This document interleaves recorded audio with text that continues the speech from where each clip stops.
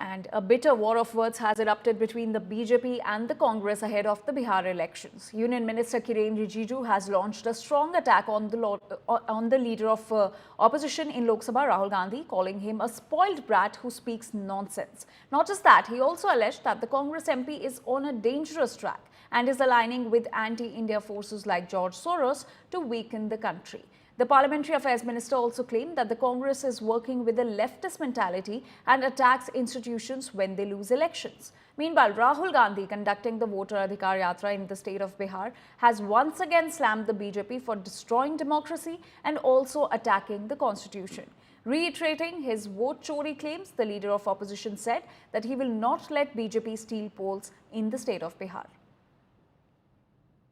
ये राहुल गांधी तो बहुत डेंजरस ट्रैक में जा रहे हैं कि जो जॉर्ज सोरोस बोलते हैं कि भारत के सरकार को डिस्टेबलाइज करने के लिए $1 ट्रिलियन रखा है, या भारत विरोधी खालिस्तान फोर्स कनाडा में, यूएस में, यूके में बैठा है, और भी कई लेफ्ट ऑर्गेनाइजेशन है जो देश के खिलाफ काम करने के लिए षड्यंत्र रचा रहे हैं, उनके साथ तालमेल करके राहुल गांधी और कांग्रेस पार्टी काम कर रहे हैं।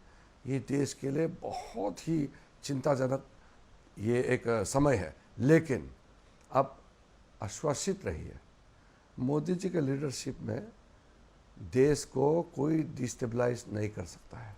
मेरे ख्याल से Rahul Gandhi ji leader of opposition है, मैं उसको क्रिटिसाइज करना नहीं चाहता हूँ, लेकिन जब प्रधानमंत्री को चोर बोलते हैं, सुप्रीम कोर्ट ने इतना डांट लगाया कि तुम प्रधानमंत्री को चौकीदार चोर बोला, इतना डांट लगाया।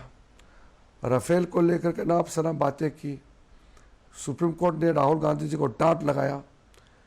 फिर चाइना ने इतना जमीन ऑक्यूपाई किया करके झूठ बोलते हैं, सुप्रीम कोर्ट ने फिर डांट लगाया। अब एक भारतीय होने के नाते इंडियन जैसे बात करो, फिर भी सुनते ही नहीं है। अब राहुल गांधी नहीं सुधर सकते अपने आप को। हर नागरिक को ये संविधान एक वोट देता है, अंबेडकर जी का संविधान एक वोट देता है, और बिहार में, कर्नाटक में, महाराष्ट्र में, हरियाणा में ये जो संविधान आपको वोट देता है, वो वोट चोरी किया जा रहा है। बिहार में लाखों लोग से उनका वोट चोरी किया जा रहा है। भाई और बहनों, जैसे महाराष्ट्र में चुनाव चोरी किया, जैसे हरियाणा में चोरी किया, वैसे ही बिहार में चुनाव चोरी करने की कोशिश कर रहे हैं।